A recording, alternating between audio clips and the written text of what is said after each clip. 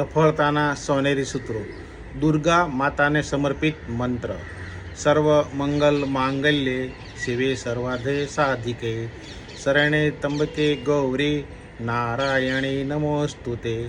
સારાંશ: હે નારાયણી, આપને નમસ્કાર છે, જે બધા સુંદરમાં એક શુભ છે, જે સર્વ કાર્ય પૂરા કરે છે. અમારા શરણનું સ્તોત્ર છે, જે ત્રણેય લોકની માતા છે.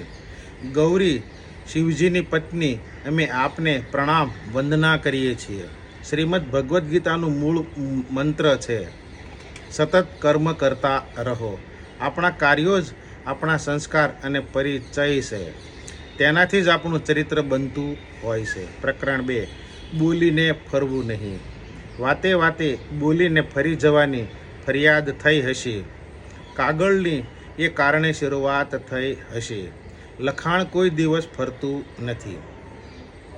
પુસ્તકો સાથે પ્રેમ હોય તો મિત્રોનો અભાવ ખટકતો નથી.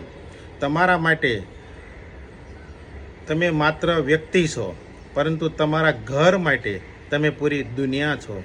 લેખક વેચાતો મળી શકે, પણ વાંચક વેચાતો મળતો નથી.